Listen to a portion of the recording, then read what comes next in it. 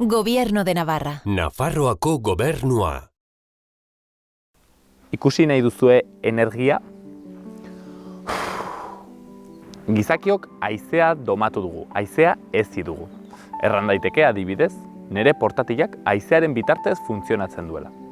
Gaurko saioan, hortaz, energia eolikoaz eta makroproiektuez solastuko gara.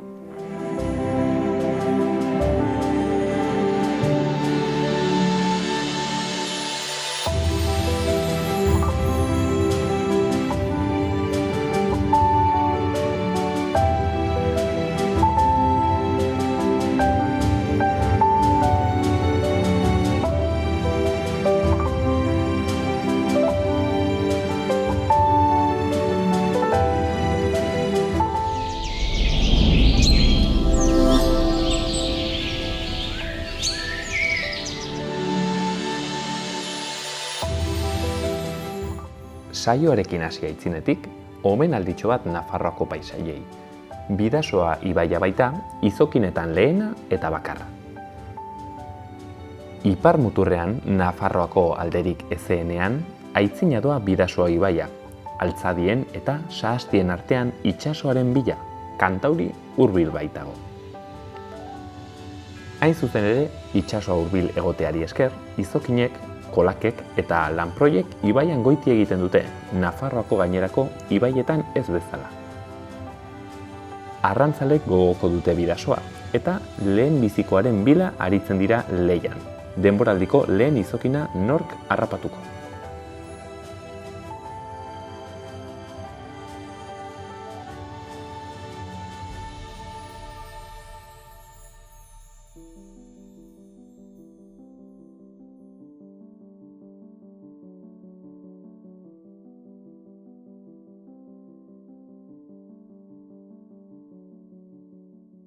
Bueno, eta arratsalde honetan Gurutze Santxorekin gaude, bera Nafarroako energia eraldatzen kolektiboko kidea da, neten, nik esplikatu nahi nuen, azaldu nahi nuen zer den hori, baina agian obrena Gurutzek, arratsalde hon. Arratsalde hon, bai. Agian obrena zuk zeuk azaltzea zer den neten. Bai, neten hori zuk esan bezala, Nafarroako energia eraldatzen taldea gara, eta hor parte hartzen dugu Nafarroako makroproiektu eoliko eta makroproiektu fotovoltaiko ezberdinetako herriak, bailarak eta plataforma txikiak ez. Nolabait hori izan da, Nafarroa osoan arazo berdina dugun herrion arteko saretze hori edo batze hori. Nahiko berria da kolektibo hau? Bai, nahiko berria, orain urte bete edo gutxi gora bera aurkeztu genuen, ze proiektu hauek hasi ziren sartzen orain dela 2 urte gutxi gora bera, eta lehenengo antolatu ginen herriz, baiara, ez, lehenengo gertuenak, eta ja azkenean sortu genuen beharrezko ikusten genuen. Egon delako olatu bat, ez? Bai. Bueno, zuterran gaur eolikoen kontu solastuko gara, batez ere berriztagarrien kontu orokorrean, baina zehazkiago aerosorgailuei dagokion gai horretaz. Nonbaitetik hasteko Gurutze, galdera teknikoago bat. Aerosorgailu mota ezberdinak daude, denak berdinak dira, nola da kontu hau? Ez, aerosorgailu mota ezberdinak daude, batez ere tamainari dagokionez eta potentziari dagokionez. Gakoa ez da inbeste ze motatako haize sorgailuak, baizik eta gehiago non kokatu nahi ote ditugun eta zertarako, ez? Orduan, adibidez, makroproiektuetan hori ez da salatzen duzuen zerbait, ez? Erabiltzen den aerosorgailu mota agian oso handiak direlako eta autokontsumoko proiektuetan txikiagoak erabiltzen direlako. Bai, berez ez da inbeste ze teknologia, baizik eta eredua, ez? Esaten duguna batetik makroproiektu hauetan egiten ari den energi guzti hori garraiatu beharra dago, horrek batetik suposatzen du parke eoliko edez gain beste azpi egitura batzuk, horiek garraiatzeko, goitezko lineak, eta gainera horrek suposatzen du garraioan energiaren gutxi gorabehera 20% galtzen da. Orduan hori doa pixka guk defendatzen dugun tokian tokiko ereduaren kontra. Gurutze, horretan sartuko gara gero ere zertxo bait gehiago, baina ikusten dut ja nik erran behar nizuna zalantzan jarriko duzula. Nik erran behar nizun, energia fosilekin arazo bat dugu, aldaketa klimatikoarekin, eskaesean ari direlako ere erregai fosilak, eta hor datozte berriztagarriak, salbatzaile gisa, ez? Jartzen ditugu berriztagarriak han hemen, hiri jasangarriak egiten ditugu, dena berdea, dena polita, eta aurrera. Paradigma hau zuzena da, arazoren bat du horrek? Bai, hainbat arazo ditu. Lehenbiziko arazoan ikusti dut teknologian fedea izatea da, ez? Teknologia ez da izango gure arazo guztien konponbidea gizarte honetan. Egia da hori sinesten badugu, hori sinestarazi digutelako izan da, baino berriztagarriek ezin dituzte erregai fosil guztiak ordezkatu. Bai, modu desberdinean funtzionatzen dutelako, teknologia desberdina direlako eta daukagun kontsumoa oso handia delako. Guk betidanik esan dugu berriztagarrien aldekoa garela, berriztagarriak bai, baina horrela ez. Azken finean, zuk aipatu zuen klima aldaketa hori, orain sarraltzen digute krisi bat bezala, baina guk uste duguna da klima aldaketa sintoma bat dela. Arazoa edo hemen daukaguna da krisi ekosozial bat, eta krisi ekosoziala den neurrian, konponbidea ere ekosoziala izango da, eta ez teknologikoa. Soilik. Orduan, gurutze, ezin dugu ordezkatu berriztagarriekin gaur egungo energia kontsumo tasa hori, ez? Horrek erran nahi du, gutxitu behar dugula, lehenik eta behin, gutxitu behar dugula gure energia kontsumoa, ez dela? Bai, inondik inora, eta hori ez da nik esaten dudana, baizik eta ikerketek esaten dute, gero ere ikusi behar dugu, Nafarroaren energiaren zati handi bat, elektrizitatearen kontsumoaren 80% energia berriztagarriekin egiten da. Orduan hor ja aldaketarako margen gutxi daukagu, baina non dago gakoa garraioan, eta garraioa gaurkoz berriztagarriekin ordezkatzea ez da inarraza, ez? Orduan gizartean ordezkapen hau egin behar dugu, baina ikusi behar da nola, baina ordezkapen hau egiteaz gain beste eredu batzuk aldatu behar ditugu, eta besteak beste garraioaren eredua. Honek suposatzen du gizartea eraldaketa bat. Pero aipatzen zenuena da elektrifikazioaren arazo hori, ez? Guk erraten dugu oso aixe, sortuko dugu hemen elektrizitatea barra, kotxeak elektrifikatuko ditugu eta aurrera segi denarekin berdin, ez? Baina hori ez da posible, ez? Ez da posible gure gaur egungo energia kontsumo hori guztiz elektrifikatzea. Ez da posible, batetik suposatzen duen elektrizitate kontsumoagatik, baina bestetik ere jakina da, geroz eta jakinagoa da, mineralen krisia ere badaukagula, esan nahi dut. Lurra mugatua da, eta gure etxea, hau da, lur planeta mugatua den heinean, mugatua ziren erregai fosilak, energia berriztagarriak ez, baina materialak ere mugatuak dira, eta badakigu mineralekin ere arazo handia dagoela, eta fotovoltaikoek, autoelektrikoek ere mineral bereziak behar dituzte, eta orduan hori da bidea, baina ikusi behar dugu nola, eta ezin ditugun auto guztiak autoelektrikoengatik ordezkatu. Horrek zer suposatzen du, gure garraiatzeko modua ere birpentsatu beharko dugula. Azken finean guk auto bat nahi dugu, edo erosten dugu behar dugulako, ez dugu behar auto bat, behar duguna da lekuetara joan. Orduan, pentsatu beharko dugu, berpentsatu zertarako joan nahi dugun lekuetara, agian lanera joateko da, agian telelan egin dezakegu eta bidaiak aurreztu, agian autoa partekatu dezakegu, agian garraio publikoa hobetzen bada edo bidegorriak beste modu batean garraiatu gaitezke, ez bakarrik pertsonak, errepidetik ere gauza pilo bat garraiatzen dira, errepidetik edo trenbidez, agian ez dauka zentzurik Nafarroako zainzuriak joatea ezakin nora eta ona etortzea Peruko zainzuriak, hau da, arazo sistemiko bat daukagu, sistemaren arazo bat da, eta partxak jartzen aldira, baina horrek ez ditu gure arazoa konponduko, eta gainera bestela izango dira konponbide klasistak eta konponbide elitistak, eurozentristak edo eman nahi diozun izena, baina azkenean alduenak jarriko ditu berriztagarriak, alduenak erosiko du autoelektrikoa, alduenak lehenbizikoak ailegatzen dena ze guztiondako ez da ailegatuko, eta hau ere arazo sozial bat da. Hitz batean erraten ahalko genuke gurutze ez dela arazo tekniko bat, teknologiko bat, baizik eta arazo politiko bat, ez, daukaguna.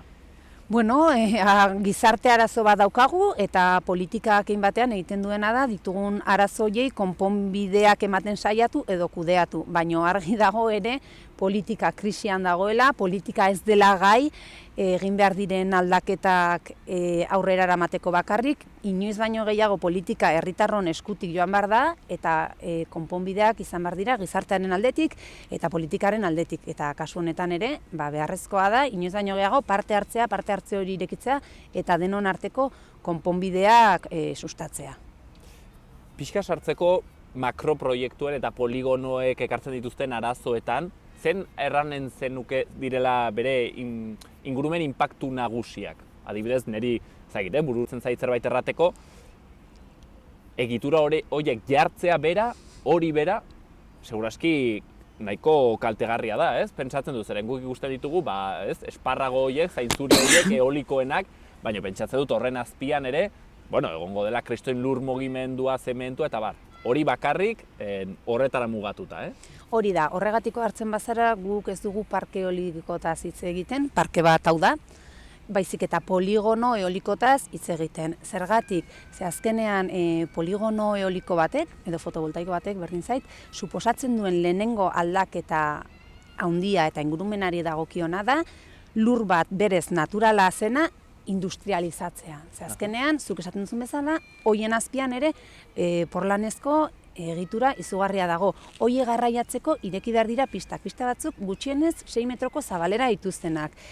Altuenan egiten ditugunean pista horiek ere eragiten dute igadura. Goiten txokoliniek ere beste gauza bera, baso soiltzeak, azpi egitura hormigoizkoak, eta gero kokapenen arabera, kasu batzutan basoetan kokatzea erabaki da, beraz ere, baso soiltzeak, zuhaitzak botatzea, kontraesankorra den garai honetan esaten dutenean karbono ustiategiak behar ditugula, eta karbono ustiategiak ozeanoak hemen gertu ez ditugu, baino basoak ere direnean, ez? Orduan, horiek horrela nagusiak, gero ere, hegaztien gaineko inpaktua, badakizu hegazti asko eta baita ere kiropteroak, sagutxarrak eta hiltzen direla beraien kontra joz, eta orduan adibidez horretan oso esanguratsua izaten da kokapena, ze Nafarroa adibidez Europa mendebalde hegoaldeko hegaztien migrazio ibilbide nagusietako bat da. Piringatik pasatzen dira eta joaten dira hemendik hegoalderuntz eta gero baita iparralderuntz ere garaiaren arabera. Orduan ja ari gara ingurumen inpaktu batetaz hitz egiten, baina gainera bakarrik ez dela haize sorgailuak kokatzen diren tokietako arazoa, baizik eta edatzen dela globalagoa den arazo bat, zela hegazti horiengan daukan eragina, ez? Eta gero zer esanik ez, hori gertuko herrietara dagoen distantziaren arabera, zarata, soinua eta holakoak. Baina, pixka bat nagusiki horiek lirateke ingurumen inpakto bertakoak eta, pixka bat fokoa haundituz gero, ez? Baina, esandakoa ez da bakarrik ingurumenaren gaineko eragina, baizik eta arazo bat daukagu, hau partxe bat da, honek ez ditu gure arazoa konponduko eta barko ditugu gehiago eta gehiago, eta zer? Eta badago beste inpaktu bat, honi buruz gutxi hitz egiten zen, berriki hasi da gehiago hitz egiten, eta da pertsonon osasunaren inguruan. Hau da, are gehiago pandemiarekin ikusi dugu, pertsonak behar ditugula natur espazioak gure osasuna zaintzeko, gure osasun mentala ateratzeko, horregoteko, aizestatzeko, eta ditugun espazio horiek hiritartzen baditugu, gure osasunaren kalterako da ere. Eta ikusten duguna hor da, ekologismoan erraten duguna, ez? Nola kontu batek ukitzen dituen bertze 11 eta nola gauzak dauden erabat lotuta eta solasten algara berriztagarrietaz hasi eta bizikleta arte, ez? Eta ikusten dugu horrek denak baduela lotura bat, ez? Bertze bat bururatzen zaidana da, orai ez dugu denborarik hortan sartzeko, baina kolonialismo berdea erraten den hori, ez? Nola gure berriztagarrien instalazio guzti hauek eraikitzeko behar dugu atzerrira joan, han egiteko izugarrizko ustiaketak eta erauzketak mineral guzti horienak, ez? Bertze kontu batekin sartzeko, poligono horien, makroproiektu horien kasuan, tamainak garrantzia du, zeren batek pentsa dezake. Azkenean, 100 paneleko proiektu bat ez alda proiektu txiki asko elkarrekin bezala? Bueno, garrantzia dauka eta batez ere garrantzia dauka kokapenari lotuta ikusten baditugu. Ze hau da, ez da gauza bera panel fotovoltaiko pilo bat edo eolikoak jartzea poligono industrial batean, hirigune batean, batetik kontsumo puntutik gertu dagola eta bestetik lur hori eta espazio hori ja hiritartua dagola eta hor daukan eragina ez da handia edo ia ez luke eraginik izango, edo jartzea mendi batean. Eta ez da gauza bera, mendi batean jartzea 12 haize sorgailu 200 metrotakoak, edo azpian dagoen herriak erabakiko balu beraiek komunitate bat sortzea eta beraiendako bat jartzea metro eta erdikoa, ezak nola esan. Ez berdina da, ez? Bai, ingurumenaren gaineko eraginagatik eta gero bai egin behar den erabileragatik, kudeaketagatik, zenbat galduko den bidean, noraino ailegatuko den, ze merkatutan sartuko den, norentzat izango den, kudeaketa kolektibo bat ote den edo publikoa edo pribatua, pixka gauza asko daude horren atzean. Gurutze, Nafarroara pixkat etorrita, aipatu dugu leheno egontzela berriztagarrien proiektu hauen olatu moduko bat, badakigu zenbat proiektuz hitz egiten ari garen, gisa honetakoak? Bai, momentu honetan 80 bat proiektutaz hizketan ari gara, bai eolikoak eta fotovoltaikak batuz. Beraz, fotovoltaikak izango lirateke 50 piko bat proiektu mahai gainean, fase desberdinetan, batzuk oraindik alegazio epea ireki gabe, beste batzu jaitsita eta horrela. Eta proiektu hauen xedea zer da? Batez ere, industria eta hiriak elikatzea? Bueno, xedea berez da hori berriztagarriak, baina ikusten dugu Nafarroan zein den egoera, ez, lehenago aipatu izu, Nafarroan ia 80% berriztagarria da, elektrizitateari dagokionez, proiektu hauen xedea da Europara saltzea, azken finean, elektrizitatea Europara saltzea.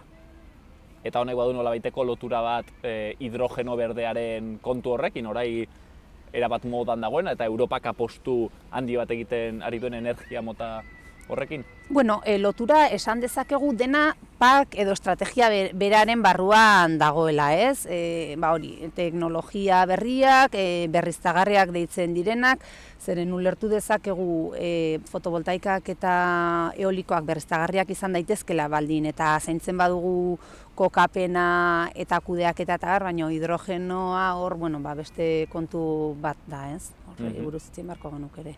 Horrek ematen du beste saio batzuetarako. Iristen ari gara bizket saioaren bukaerara, galdetu nahi nizun, denek burutan izango dutena. Makroproiektu hauen kontra baldin gaude, jendeak erranen du, hauek dira betiko ekologista erretxindu horiek, ez, denari ez erraten, don no, edo doina no, ez, eta zein da konponbidea, zein da alternatiba?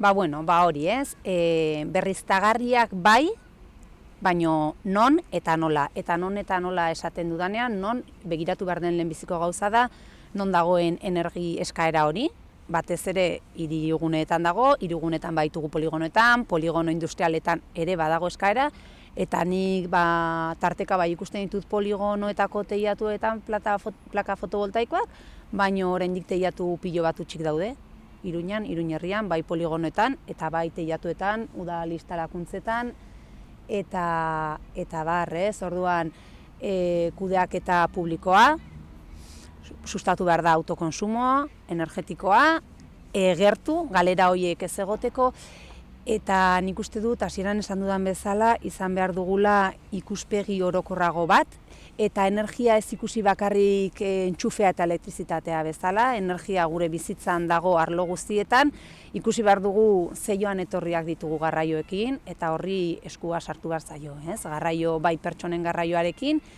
eta bai zerbitzu eta materia eta jakien garraioekin, eta pixka bat horren inguruan pentsatu lurra mugatua dugula gauza guztietarako, eta horri benetan heldu. Gurutze, iristen ari gara bukaerara, ni gustora egongo nintzen solasean gehiago. Bakarrik bukatzeko bi gauza eskatuko dizut, bakizu kazetariei titularrak gustatzen zaizkigula. Orduan, galdera bat, nolabait ere esaldi batean, zer da eskatuko zeniokeena Nafarroako gobernuari? Eskatzen duguna da batetik moratoria bat, hau da, bertan bera ustea gaur egun mahai gainean dauden plan guzti hauek, eta honen inguruan elkarrizketa sozial, parte hartzaile eta serio bat jartzea, interes pribatuei men egin gabe, eta politika guztiak bat egitea klima aldaketa edo daukagun krisi ekosozial honi aurre egiteko, ez? Guztiak baturik eta eskutik arlo guztiak. Hortxen, Gurutze Santxoren hitzak, Neten kolektiboko kidea, ikusi dugu berriztagarrien kontua bereziki konplexua dela, ikuspegi ekosozial bat behar dela ulertzeko, bere arazo oso horretan, osotasun guzti horretan, eta, bueno, hau, 15 minutu bertzerik ez ziren, baina izango dugu aukera, horretan gehiago sakontzeko.